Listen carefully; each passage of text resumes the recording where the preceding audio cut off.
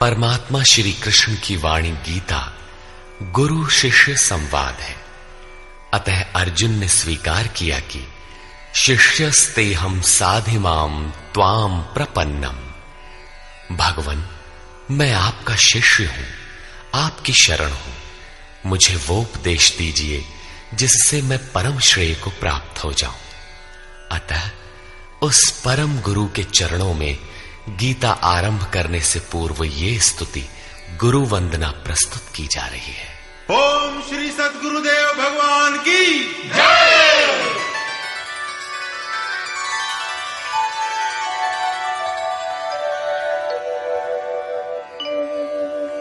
जय सद्गुरुदेवम्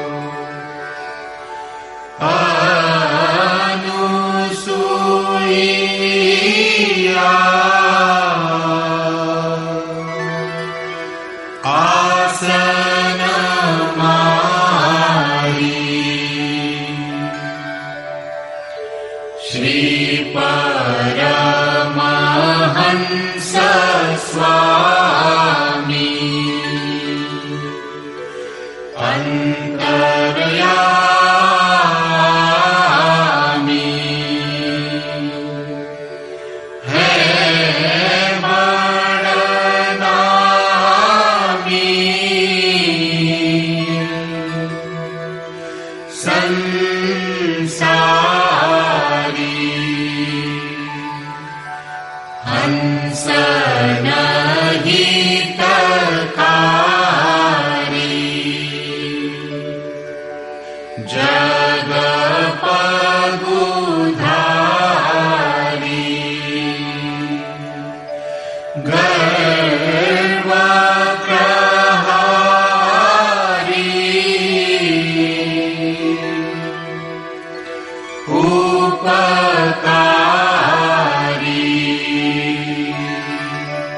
सतपंथ चलायो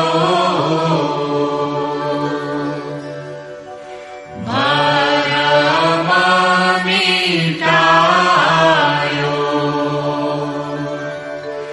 रूप लखायो करतारी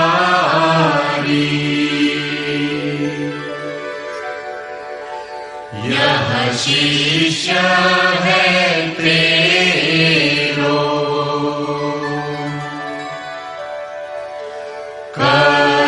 करतनी हो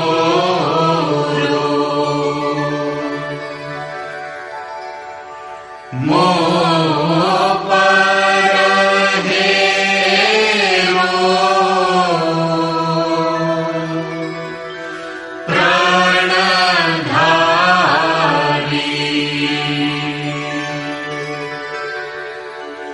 जय सद्गुरुदेवम्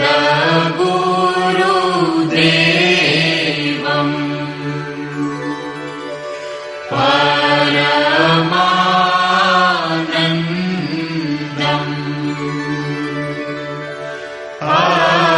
अमर शरीरम्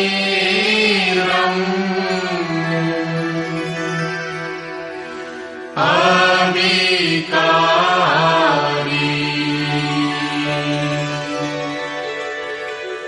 निरगुण निरमूलम्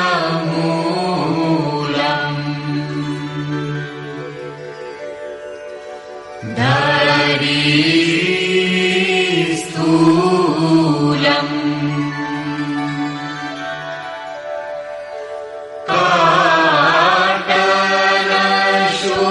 काटलशूलम्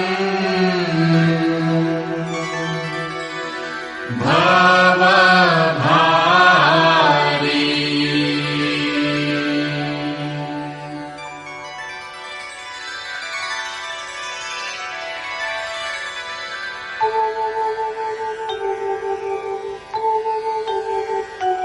ओम जय गुरुदेव जय गुरुदेव जय गुरुदेव जय गुरुदेव ओम जय गुरुदेव जय गुरुदेव जय गुरुदेव जय गुरुदेव ओम जय गुरुदेव जय गुरुदेव जय गुरुदेव जय गुरुदेव।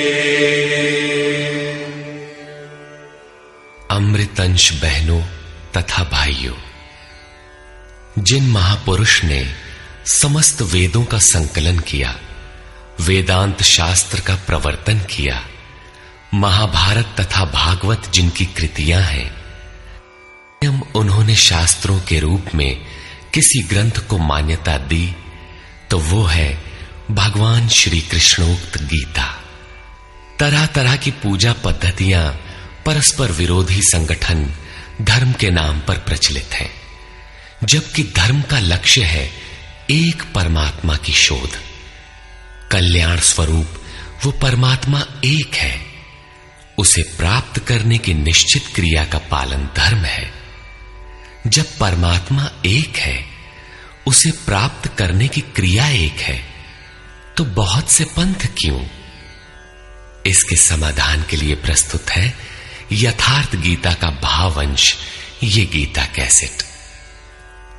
धर्म के सरल स्वरूप और उसकी प्राप्ति हेतु निर्धारित क्रिया का क्रमबद्ध तथा पूर्ण विवरण योगेश्वर श्री कृष्णोक्त गीता है।